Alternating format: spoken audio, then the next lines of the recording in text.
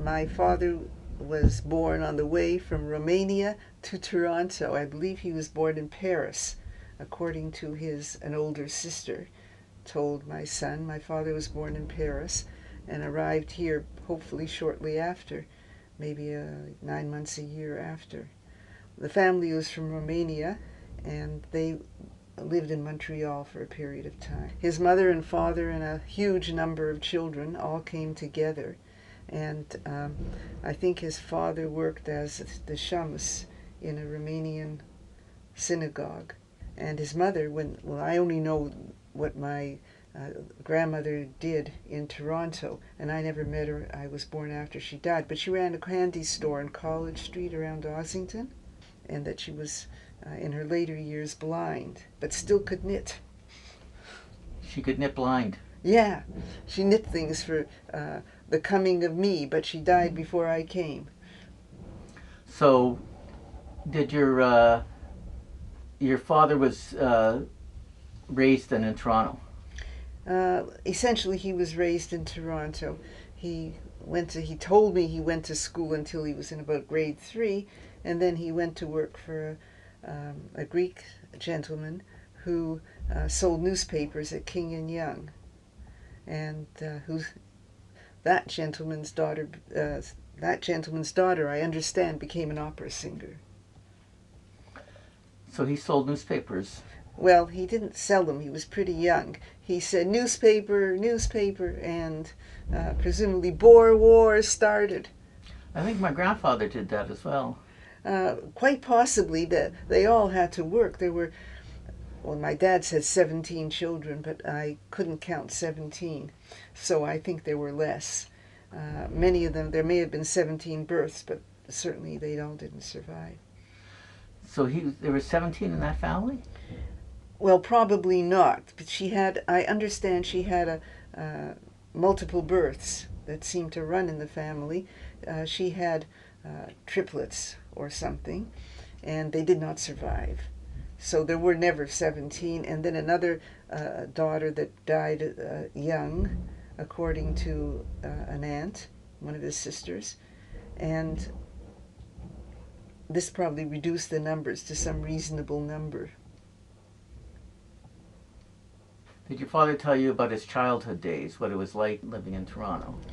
Well, not too often, except how poor they were, and he had to sell newspapers and hence didn't get an education like he was giving all the rest of us, my brothers and me. Other people spoke of his young manhood in Toronto because he was a swimmer, and he was known as sometimes as the Toronto boy or the Jew boy who was a swimmer. There were a lot of famous stories of outrageous things he did. First of all, he was a tall, athletic man. And there had a swim across to the island, around the island swim. And because he didn't belong to a swim club, which he couldn't because Jews weren't allowed into the clubs of Toronto, he founded his own swim club called the Queen City Swim Club, of which he became the president and secretary. But he wanted to enter the swim before that, and he went to the swim fully clothed, and all the swimmers got up there and they said, "Ready, on your mark, get set, go," and they all dived in. And my father got up, looked at his watch like this, and he waited until 5 minutes had passed. And he said, 5 minutes has passed. And he ripped off his clothes, and he was wearing a bathing suit, and he dived in, and of course he won. He swam around the islands and back and won by a fair amount. How did he learn to swim, or did he just do? Well, apparently he didn't learn to swim until he was about 16, after being thrown into the St. Lawrence River in Montreal. He thought swimming might be a good thing, and besides, you know that there are 3 things that you must teach a Jewish child, and one of those 3 things is how to swim. It's in the Talmud. It is. Is it? You're supposed to teach him Torah, how to earn a living, and how to swim. My father was also learned to swim, I guess, from your father. He taught everybody who we could get into a pool of water how to swim. His nieces, his nephews, his children, his grandchildren. My children, of course, were too young. But no, he did take my children when they were quite young when he passed away. My youngest was 3. But anybody who he could get his hands on, he taught how to swim. A very religious thing to do, but of course he wasn't religious. And why did he leave Montreal to come to Toronto? The whole family, I think, left because of they felt there was a high degree of anti-Semitism at the time, and he had been beaten up, and his father, I think, had been too, and he had been tossed into the river, which finally convinced the family to come to Toronto, which they did. And there he met my mother. And what about my grandfather? How did he... I think your grandfather was slightly older. He went to New York, I'm told. And there was he lived, I believe he married there. I met Aunt Sylvia, who was a brilliant woman. I just listened. Aunt Sylvia always knew the answers to everything. I didn't speak much to your grandfather because he spoke mostly Yiddish. He didn't communicate as well, but let me tell you, your grandmother did. I believe they left New York because of a fire in which he had, I don't know if this is a true story, he had been a pipe bender and worked with pipes, and he had built window bars that had prevented some people escaping from this terrible fire. And he had been blamed for this, although he had been hired to put these bars in these windows. And he was sort of depressed much of the time, I believe. I could be wrong. I was just a little girl. But you must have talked to him at some point, or... Not as much as I talked. You had, your father had 3 brothers, some of whom were younger. And I don't know if you know this, but Jack was a very good-looking young man. And Dorothy, who was just a few years older than me, I think 2 years older than me, or thereabouts. And that's who I talked to. And their house was a very old house, and it had a nicely slanted floor, and you could put marbles on one end and they would roll down. I just mainly played at your house. I was taken over regularly because my mother and your grandmother, her sister-in-law, spent a fair amount of time talking at 13 Euclid, which is where they lived. Well, I was always very happy to go there. I could sleep over there with Dorothy. So my grandfather was kind of... reading Yiddish newspapers most of the time. But your father never spoke Yiddish? Not to me, not to my knowledge. Never heard him. As a result, I know very little Yiddish, where a lot of my friends, whose parents may have come over later than... Remember, they came over to Canada in late 1800s. My grandfather's born in Romania. Yes, of course. But they came over much earlier than some of my girlfriends whose parents spoke Yiddish to them, or spoke Yiddish to each other at least, which my parents never did. Never. My mother could speak Yiddish to other people, her mother and my Aunt Leah.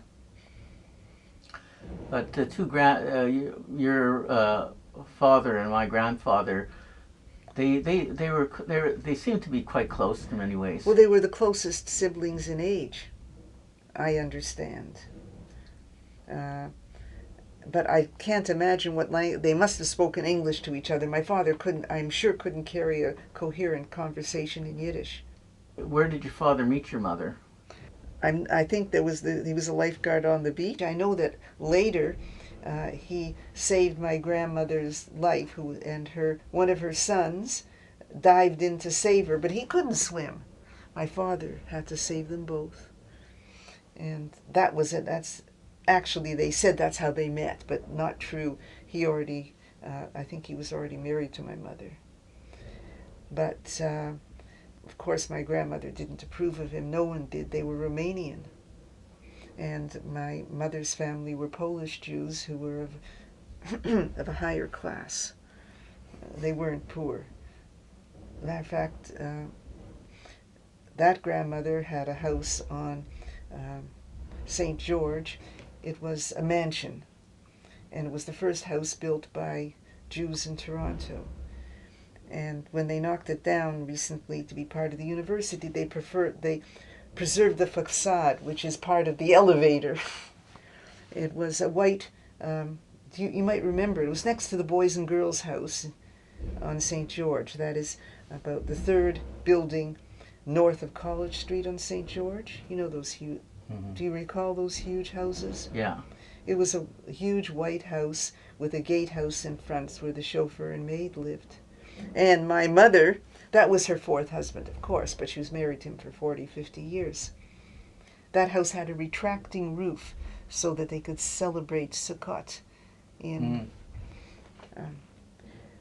there's a historian in Toronto, Abella, Mr. Abella, married to Rosalie Abella, Supreme Court judge. And I asked why in his book he never mentioned that man, Mr. Granite, who built the first house built by a Jew in Toronto. And he said because he was no good, I think he said he was a no good bastard, because he used sweatshop labor of other Jews in Toronto that he imported to work in his clothing factories. But nonetheless, my mother marrying a Romanian Jew who was a swimmer and ran a distributing business for circulars was not a step up in the social ladder as far as they were concerned. But after he saved her and her son, she gave him a bit of credit, and then everything was all right, and he soon became one of her favorites. That's what my mother said anyway. So was your father like the best Jewish swimmer in Toronto? Oh yeah, best Jewish swimmer. He was the Canadian champion. He was the American champion. He was the AAU champion, which was the precursor of the Pan Am Games. He had 5 gold medals. He was not only the Canadian champion in middle and long distance swimming, but also the speed skating champion of Ontario, and I think the bicycle riding champion as well. All these are in the record books. He was an athlete, and also he hurt his shoulder playing football for the Balmy Beach Bombers, whatever that might be. I think it was a football team once upon a time. So he was an all-round athlete and didn't spend enough time on business as my mother's family would have certainly preferred. But he was a big athlete. He must have been well respected at the time. I don't think he was well known at the time, but being a swimmer from a Romanian, and I don't think was something that was in our community. Surely he must know that this wasn't considered to be the main aim, and he was more proud of his sons who were doctors than the fact that he was a world champion swimmer, and he was a world champion swimmer. Now the world champion swimmers are more famous than doctors.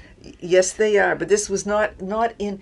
They may have even been in in other communities, but not in the immigrant Toronto community in the 1920s. Yeah. Apparently, because they would go around and my father would always brag about his sons, not his daughter particularly, but his sons, and even his son-in-law, my husband. These were the things that they really valued was an education. Yeah, and my grandmother was identical in that. I'm sure that she was very proud of her sons. She talked all about her sons and her daughter and her son-in-law and their degrees and everything. Oh yes, and so did my father. When he was introducing my husband, he would always say, "Professor Dr. Atwood," and that sort of thing. So did he ever swim for Canada, or? Yes, he swam for Canada at the AAU games. So how come you never swam for the Olympics? Oh, well, there was this unfortunate incident of Sloane's liniment.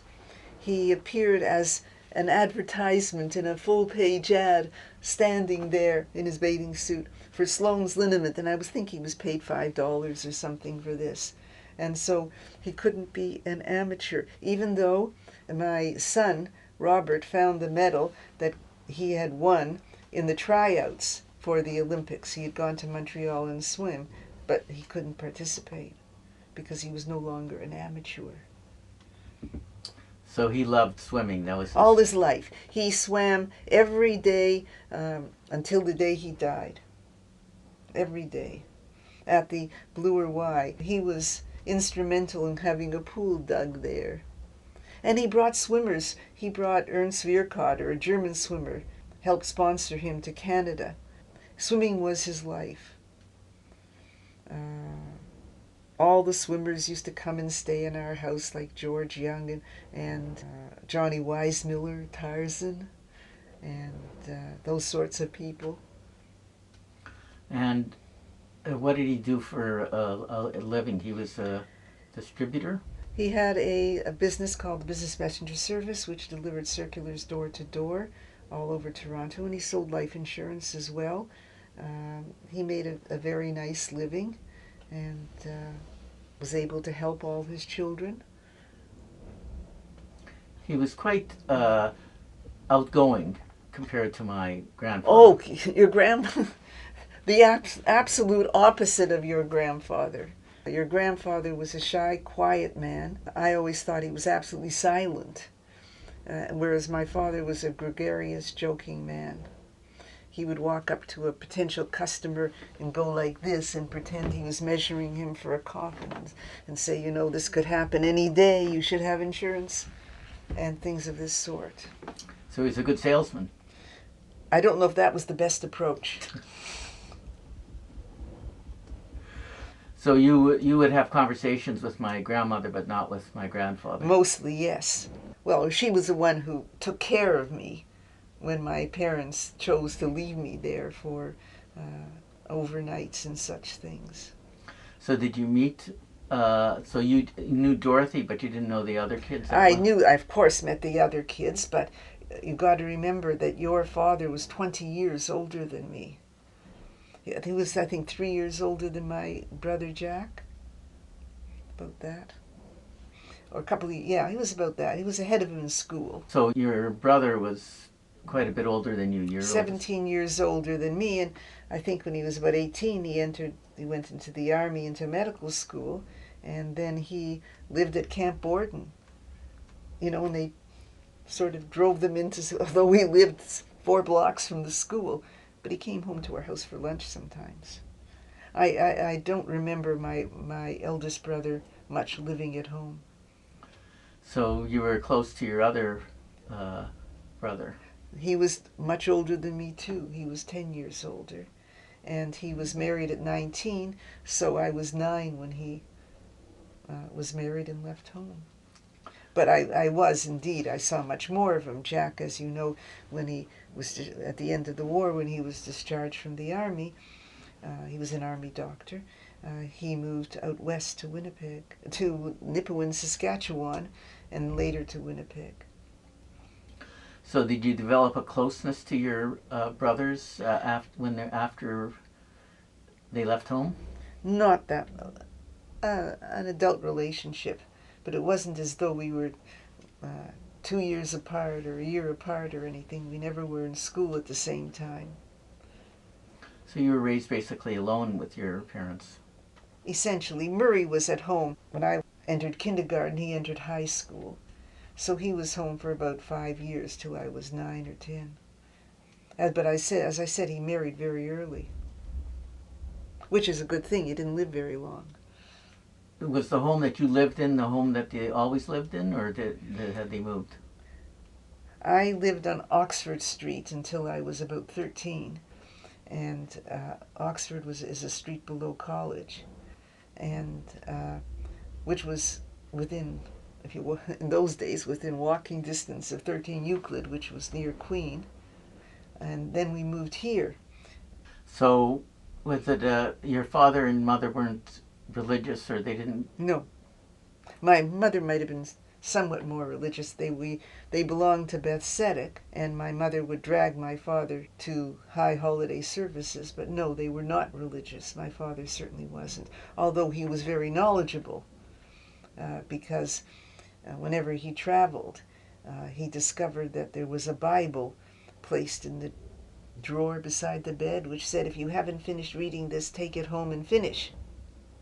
We had a fine collection of Bibles that said the Gideon Society in each of them, and he read a lot.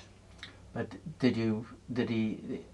was it identifiably a Jewish home? Did you talk about Jewish stuff or celebrate any Jewish holidays, or? We go to the high holiday services, I recall that, and that was about it, because they'd send us tickets. But no, we were not a religious family.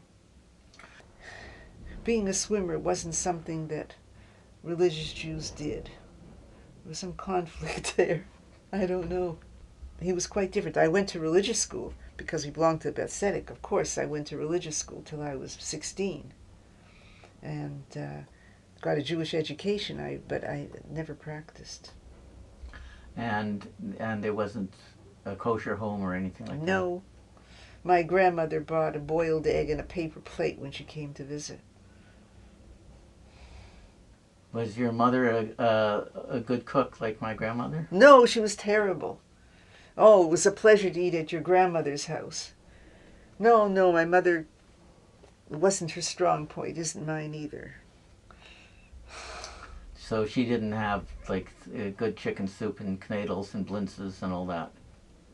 No. She occasionally roasted a chicken. Her children grew up to be of normal shape and proportions. But no, I don't recall that happening. No. Yeah. And I remember we used to go out to Daisy Tea Room, which was at the corner of College and Spadina, and we used to have bacon and tomato sandwiches. Oh, so you're not even kosher style? No. My brothers thought it was terrible. My mother said that I was so skinny that they had to fatten me up. That's why, if it wasn't true, I think she enjoyed this and that. And what about your fondest memories of your father? You must have quite a few. Being driven, I thought it was a great honor to be driven to religious school on the handlebars of a bicycle when everybody else came to the Beth Tzedek in cars. And when people used to say, "Are you shy?" I'd say, "I may be shy, but my father is shyer." And when my brother Jack was asked about if he was related to the famous Mendelssohn, he said, "Of course, he's my father." No, we all thought that being a famous swimmer was a very good thing on Oxford Street. Well, he certainly had everybody, when he talked about your father, was always talked about how great swimmer he was. It was the first thing. Yeah, because he was, for anyone, Jew or otherwise, he was the best swimmer that Canada had ever seen. Maybe George Young, who swam to Catalina in about 1924. But he was a 17-year-old boy who, according to my father, the cold water of that swim, which no one else finished, did something to his brain, in his opinion, and my dad was very helpful in supporting him for almost the rest of his life. So I can show you letters to that effect. So he had friends and identified with other swimmers as well. Oh, that's who he identified most with. And what did your mother think of your dad swimming? She didn't say too much about it. I was sort of an amazing afterthought. I mean, his swimming career had pretty well completed itself before I was born. My mother was 37 when I was born. My father had to have been in his 40s. He wasn't swimming competitively anymore, but he was helping to run the CNE long distance swims and bringing swimmers in and keeping them in our house, which my mother complained about. She did, when he brought the whole University of Michigan swimming team to stay in this house. They all ate steaks for breakfast, and I never saw anything so handsome in my life. I was about 13 then. These very good-looking young boys from Michigan. My mother was not happy about it. But what do you think your father's talents were if he were educated? What do you think he showed great ability at? He probably would have been a mathematician. He would have been something along those lines. And you could tell that he had very mathematical. I could tell he was very bright. He read in English, not like I know. One of my memories is of your grandfather reading in Yiddish. Of course, I probably didn't even know it was Yiddish then. It was written, and as you know, with the Hebrew characters. Whereas my father was reading in English every book he could get his hands on. He joined every book club, even the Reader's Digest condensed books. So these big boxes of books would arrive, and he would read them, and he collected encyclopedias. I think that he would have been a much more academic person. Did he play any, like, checkers or bridge or? He played bridge with a group of men. He also belonged to the Masons. He belonged to the Jerusalem chapter of the Masons. Really? Oh, yeah. He was a Mason. Good for business. He was an insurance salesman, too. And I don't think he took it seriously, but he did.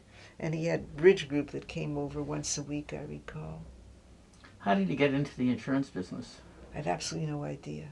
But he used to win silver teapots and other such things. Another cousin, I recall, this very same Jack Granitstein, his parents were hysterical because he wanted to go to the military academy at Kingston. And apparently he did, and became a military historian. But who ever heard of a Jewish boy doing that? You were an outcast. There wasn't any other ones. And the same with my father. I don't think being a swimmer put him into a class of strange people. And most of his personal friends weren't even Jewish. But they used to go to my grandparents' house. Oh, regularly. Yeah, my mother was very fond of Sylvia. And what did you know about my father? Did you? Oh, your father! Good grief, your father was famous. Oh, they still talk. I was at a meeting of the senior college at U of T, and somehow it heard the mathematician sitting next to us, Dr. Barbeau, heard that my maiden name was Mendelssohn. He didn't ask if I was related to Shire Mendelssohn the swimmer. He said, "Have you ever heard of Nathan Mendelssohn the mathematician?" And I said, "Yeah, he's my first cousin." Then let me tell you some stories about the Putnam. And that's when he told me about how Nathan had done in the Harvard mathematicians who were supposed to be the best in the world, time and time again, and won the first Putnam for Toronto. And every other year had done the same thing until he graduated, I presume. And went on to say that he was perhaps one of Canada's greatest mathematicians of the time. So did you, when you were older as an adult, you knew my father? Of course. And my mother? Yes. They lived in Winnipeg. I didn't know them as well as I might like to have. But when I bought my first Apple computer, which didn't come with it was an Apple II Plus, about 1982 or 3. I wish I'd have kept it. It would have been worth a lot of money now, but I didn't. Anyway, I spoke to your father on the phone, and I pointed out that was a big deal to call long distance. I didn't have any programs that I could write.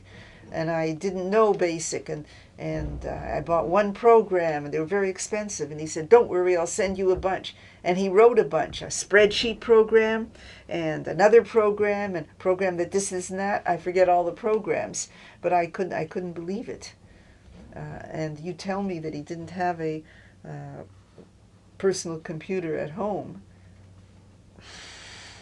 What era did you go to high school in? I graduated in high school in 55, so I went between 50 and 55. And I went to Forest Hill. It's almost entirely Jewish. The class I was in the year that I moved. When I moved here, I was in the junior high, the first 2 years actually, and I was in a class that was totally Jewish. And so I believe that University of Chicago sent a sociological team down to study us and wrote the book Crestwood Heights on what it was like to be in an all-Jewish classroom in a public school in Ontario. And it was ridiculous.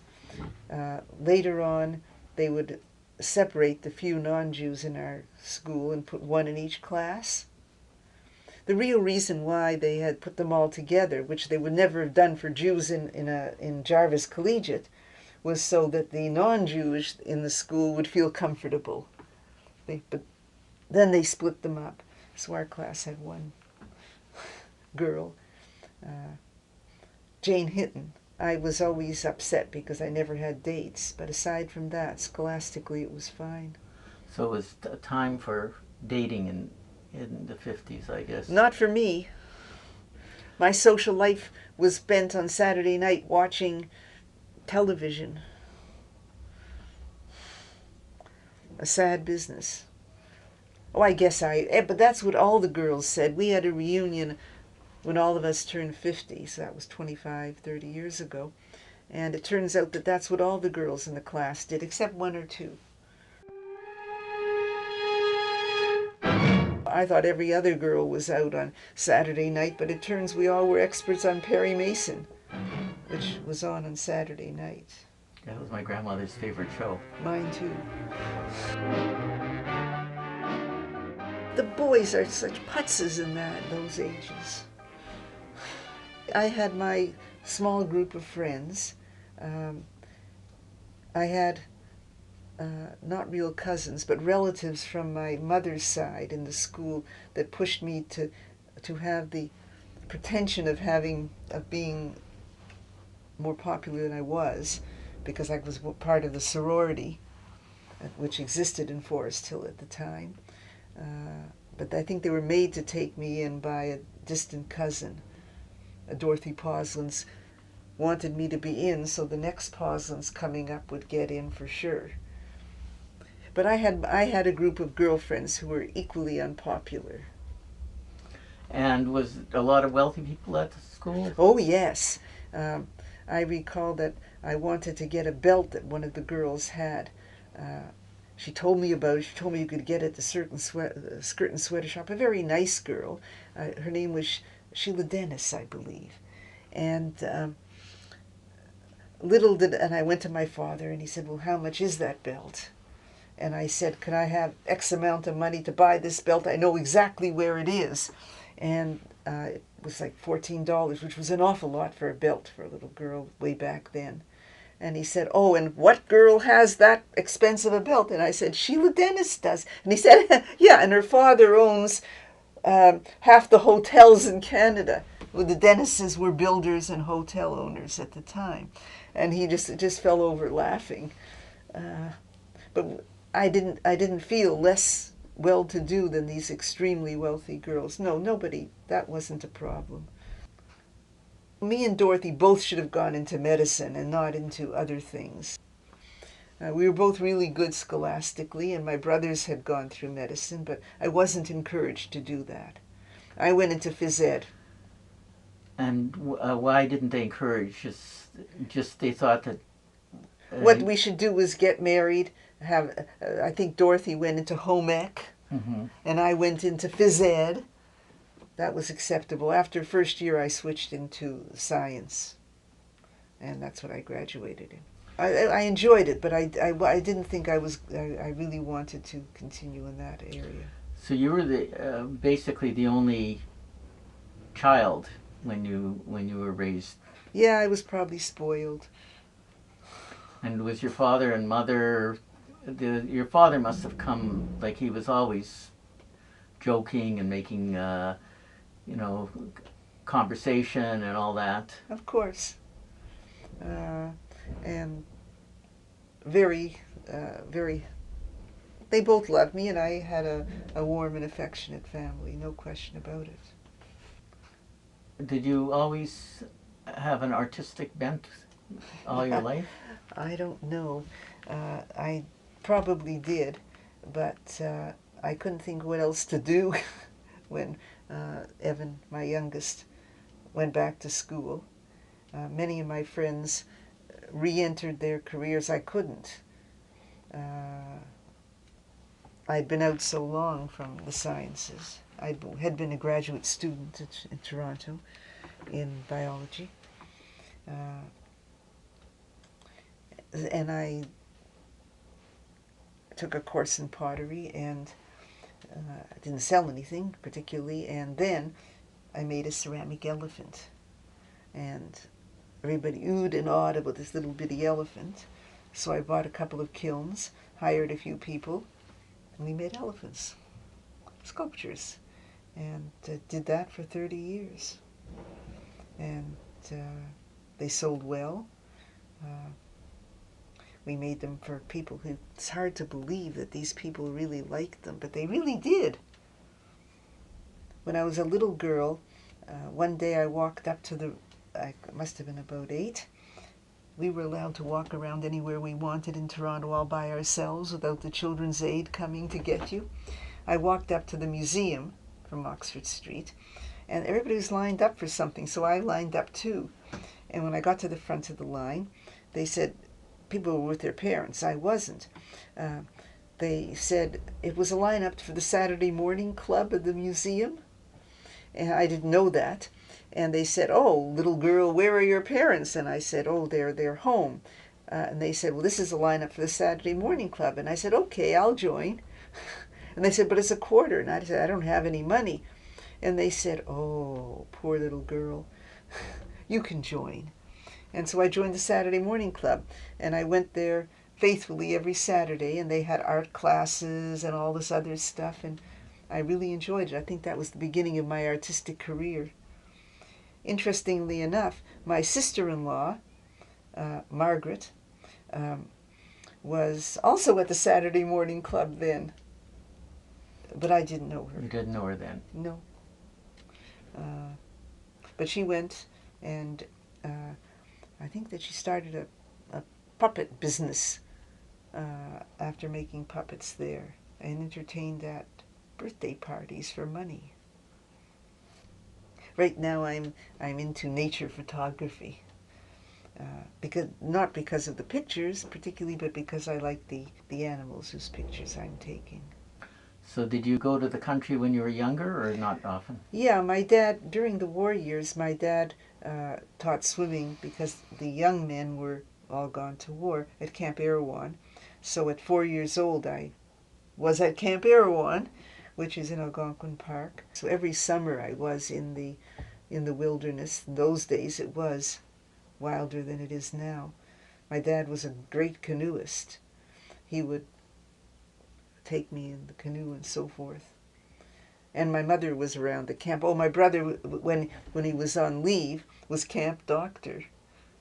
And my other brother, who was 10 years older than me, was a counselor or a swimming instructor or something at camp. I wasn't shipped off to be all alone, only I didn't know it, or didn't think about it. And your mother's family and your father, was there any tension there, or is it? Oh, I believe if you know Jewish geography, you must be aware that at that time, Jews from Poland thought the lowest Jews in the world came from Romania, where my father's family came from. Whereas the middle class, they were sort of peasants or something.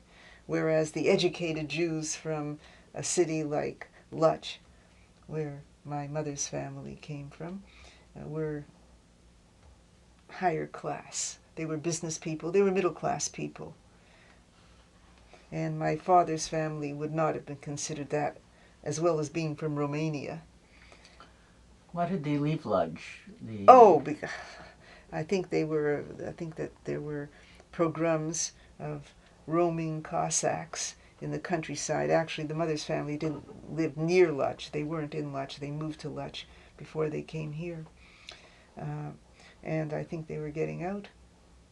It was not a good time. And I think that when the Romanians came was not 1890s, about 1890, it was not a good time. There were pogroms all over the Austro-Hungarian Empire, but I think it was worse in 1912, before the First World War, in Poland. I mean, the worst thing that could happen to you is being caught by the Cossacks. According to, you're a bad girl, the Cossacks might get you. I didn't hear it from my parents, I heard it from others. Did your father ever talk about his father? No. All as I knew that he worked in the synagogue, and my grandmother had a candy store. That's all I knew. But they never talked more about it? No, not at all. And I never thought to ask. My dad was perhaps of a more adventurous type. He went to California with a motorcycle or a car that broke down to swim to Catalina Island, and so forth and so on. He went to Pittsburgh to swim in the AAU championships. Or wherever it was, Chicago, one year. These I heard about. This is before he was married? Oh no, he was married. He had 2 sons already.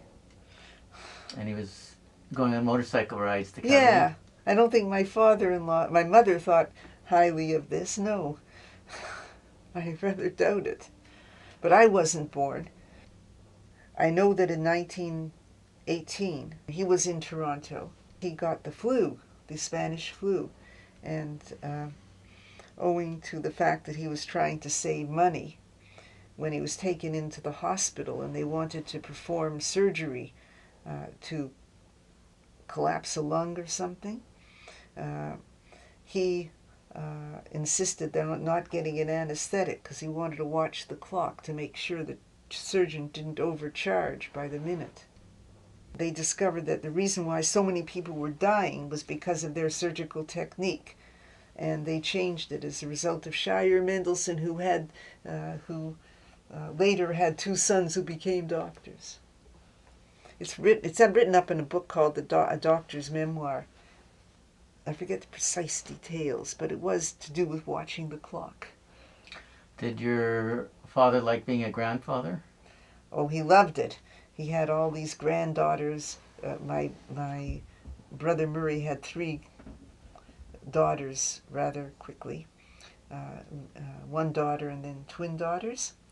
He loved taking them swimming I took all the grandchildren swimming every Sunday to teach them the appropriate strokes. So while he was swimming, your mother was taking care of the kids? Is that how it worked? Oh, I'm sure. But while he was swimming, he wasn't selling insurance or delivering circulars, was the real point here. He could have been making a lot more money. They lived okay, did they? Oh, yeah, sure. Middle class life, yeah. Because I know my grandmother and grandfather, well, I guess I don't know if they were married before, but they lived a rather... poor life. Very poor. They were very, very, very poor. My mother took over furniture and this and that, always. Never went empty-handed to Aunt Sylvia. They were extremely poor. I maybe didn't know that. But I know that it affected Dorothy. She was very self-conscious about this. I couldn't understand why. But your father was the most brilliant scholar in mathematics that I'm sure Harvard Collegiate ever saw. Did you know about my father's magical ability? Oh, of course. Who didn't know about his magic tricks? Yes, yes, yes. The cards. Yes, even he taught some to my brother Jack, who would occasionally perform as well. He would constantly be pulling coins from my ear. I think that all the four children, in some sense, maybe suffered somewhat from feeling this feeling of extreme poverty in a city like Toronto, where most of the community wasn't. Because although they might have been religious, your parents, I don't remember them ever coming to synagogue with us or where they went or anything. Your brothers were bar mitzvahed, I assume. Oh, of course, yeah.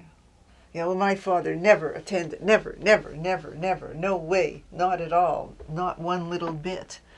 Uh, we went on the high holidays because my mother dragged them. She wanted to get dressed up, and at the Beth Tzedek then, the place to be seen on these high holidays. I don't think there was any religious, certainly not for my parents. Did they talk about being Jewish? If you're Jewish, you're Jewish. In those days, that was it. You didn't have to be religious. You were what you were, I think. It's probably still true. I'm Jewish, but I'm a total disbeliever. And did he talk about being Jewish in a non-Jewish world, like swimming? No. We knew about it because he just had, I mean, come on. When I went to university, and you grew up in Winnipeg, so you might not know this, there were quotas for medicine and for any other faculty that were published in the paper. Only what number of firsts, what number of A's in the grade 13 were required of Jews to enter medicine. And let's say in Murray's time was 9 to 11 firsts. For a non-Jewish male, it was 3 to 4 firsts. For a Jewish female, it was 5 firsts. But there weren't any females in that, or Jewish females in that class. But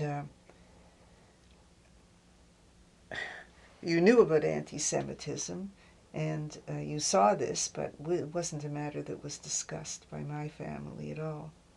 We lived in an area that, until just before we moved, was predominantly Jewish, black and Jewish, because on my Oxford Street we had many African Americans who worked for the railroads, middle-class black families, or lower middle-class black families, I guess we were all. But no, I never thought about it. I knew about anti-Semitism. That was something out there. You were aware of anti-Semitism as a child? Yeah, I was aware that it existed. Of course, everybody was, I think. How did it affect you personally? Did you? Well, okay, it affected me personally that when I graduated from at Toronto then I was in science, and I wanted to enter graduate school. I had I don't know what they call it now. Those days it was called first class honors, and they made life very difficult for me. But since I really didn't care about getting an advanced degree, it didn't bother me that they were trying to really screw me. I had a grant already, and they were trying to really screw me up by giving me the amount of work that was physically impossible in 20 years to take all those subjects. It was unbelievable. In fact, the chairman of the department, it was Dr. Fisher at the time, was embarrassed by this, called me in and redid my schedule and so forth and so on, but it still was ridiculous. But I really didn't care. Didn't know what I wanted to do, and was very young.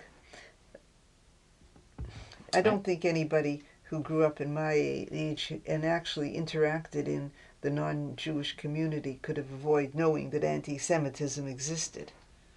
And as a child, did you aware of various places? No, and I lived in a Jewish community. The only thing is what I told you before. When I heard that when I knew as a child what was going on in Germany, and I heard that Germany was east of Yonge Street, somewhere far east, but nonetheless east, I wouldn't go to the other side of Yonge Street. I stayed on my side. But we lived in essentially a Jewish ghetto. What do you think you inherited from your father and mother? What do you think those things are you learned from them? Well, I think my father and mother were both smart people, and were inherited the fact that I'm now, as I say, I approach 80. I'm shorter than I used to be, but among Ashkenazic Jews, I was a fairly tall one as a girl, about 5'8". So that was certainly something I inherited from my parents, who were both tall. Green eyes. What about the characteristics? They were both very kind of warm sort of people, were they not? Yeah, they were both warm and friendly people, and I think I'm warm and friendly, now that you mention it. I think Murray, one of my middle brother, may he rest in peace, was the most outgoing of all of us in that respect. So when your father died, it must have been hard. I really missed him, and I missed my mother too. He had lived with us, and until Evan was 3 years old when he passed away. It's been a number of years, but I really miss him. He really was a character. He taught my husband to swim too, swim properly. My husband could swim, but he splashed. After my father took him swimming every Sunday for 4 or 5 years, he smoothed out his stroke considerably. And did your mother swim? Yeah, she could swim. She wasn't about to win any championships. What did your mother do for her pastimes? Read. She wasn't a particularly well woman. She had a bad heart condition and died relatively young. Now, to me, it seems very young. How old was she when she died? 66. My dad was not a social butterfly. He might have been outgoing, but he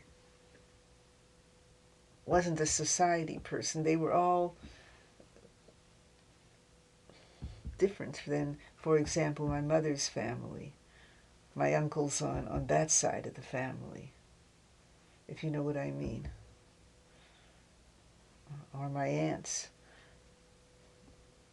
My mother was close to her sister Leah Poslins, and they were of the wealthy part of Toronto Jewish society, perhaps the wealthiest. Your father struck me as never being impressed by... No, he wasn't impressed by anything, money or whatever. He knew what he did was he did the best in Canada and the best in the world, and he had 2 sons, doctors, and 1 son-in-law, a professor. And he was always speaking his mind, if I remember correctly. Truly, he did. He was never reticent about... No, he was not reticent, no matter in what society he happened to find himself. So I don't imagine he felt that in any way lesser than the... Oh no, absolutely not. Oh, don't let me say, it was them that them. It was at the beginning that my grandmother wasn't very happy about this situation. I was told by my father, not by my mother, even though later on he saved her life and her an uncle of mine. But he felt he didn't feel he felt he was that there wasn't a hierarchy at all, that he was just as good as anyone else. Oh, absolutely. And I'm sure deep in, and I'm sure that your Aunt Sylvia felt the same. Her son was a fellow, one of the earliest, youngest fellows of the Royal Society of Canada, and then at the Royal Society. That of England. That is a real first for a Canadian mathematician. In fact, the first. That's your dad. When Harold became a Fellow of the Royal Society, he was the same age, I believe. That's my husband. Did your parents encourage you as much as they encouraged your brothers to succeed in school? Was that important to them? Oh yeah, I mean it was just accepted that you were the best. And or talking to my girlfriends on the phone, many of them were not the height of popularity either. Uh, at, yes, but they became successful married women, most of them, and had children and have grandchildren. Now we compete on how many grandchildren, and I'm in the low threes. What did you learn from your parents? What did they teach you? What did you think that? I think the importance of family for people of my generation was emphasized.